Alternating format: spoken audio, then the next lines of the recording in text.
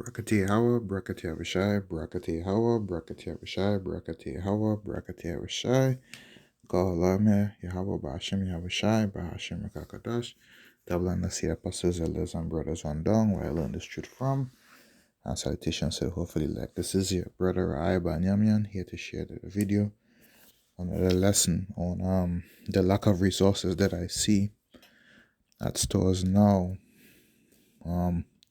Haven't really shopped all that much in the past, so I didn't see too much as far as like the empty shelves and stuff like that. But recently, I went to the store and bought some water and saw there's an increase of price of water and other goods. And not only myself, but my family is talking about seeing a lot of empty shelves, gapping shelves at our local ShopRite, Publix, or what have you.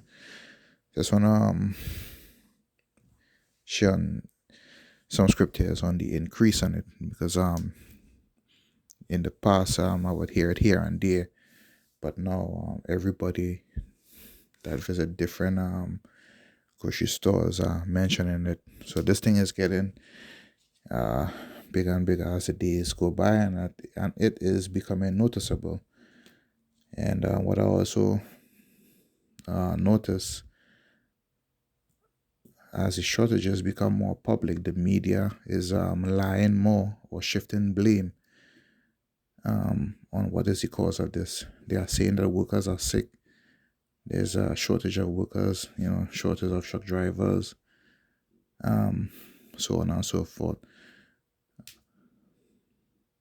There's some shortage in both workers and truck drivers, but not to the extent that they are letting people know. So there's a bigger agenda to starve the people out, to create pressure in society that they're not seeing, right?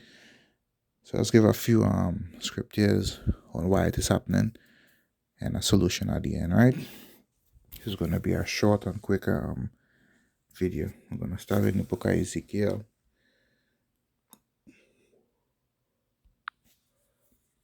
The 14th chapter, 13th verse. And it says, Son of man, when the land sinneth against me by trespassing grievously, then will I stretch out my hand upon it, and will break the staff of the bread thereof, and will send famine upon it, and will cut off man and beast from it. So due to sin and iniquity, that these things are coming upon us. So regardless of what Esau Edom is doing with the supply chain, it's due to sin and iniquity that is going on in this land, that they're speeding up these activities. Because if you look at times of old, the land was more fruitful, and less barren. And as sin overtake them due to the people, you start seeing different changes and stuff in the land. I think there's a script here in Psalms that talk about that. Let me see if I could find it. I think it's somewhere on the 107. I think it's either 107 or 108. Let's try 107. And 33. Oh, here it is, 34. Psalms 107 and 34. It says, a fruitful land into barrenness for the wickedness of them that dwell therein. But if I read up in verse 33, it says, he turned rivers into a wilderness, and the water springs into dry ground, a fruitful land into barrenness for the wickedness of them that dwell therein. Even in the United States, before Esau Edom came here and dwelled on the land, there were different species of the buffaloes, the cave buffaloes, different insects, the honeybees and stuff that was here. But because of the wickedness that they were doing to the environment, killing the animals, sin, not allowing the land Sabbath, it become barren or producing weaker fruit over time because of that sin. So it's true what it says in Ezekiel, the 14th chapter and 13th verse, due to trespassing grievously against the Most High. He stretched his hand upon the land, you know, and caused it a famine. All right.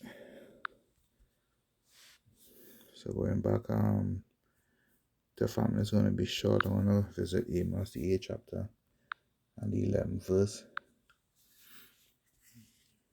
All right. It says, "Behold, the days come, said the Lord God of Israel,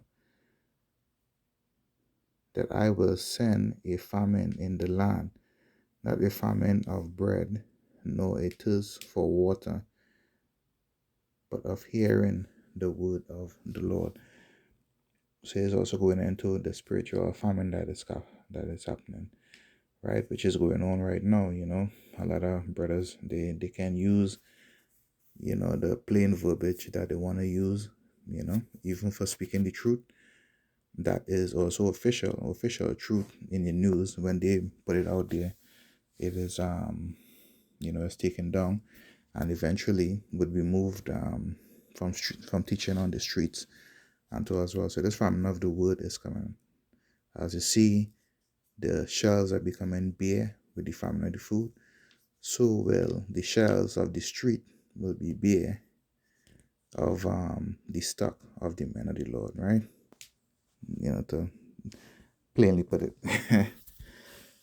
Right? So with this lack of resources that you are seeing, the solution for us as men of the Lord, Lord, and men of the Lord, and for the accord, is to be faithful, right? Keep doing what you're doing, obey Lord's commandments and statutes, and we'll be okay. So the solution is in Isaiah, the 65th chapter.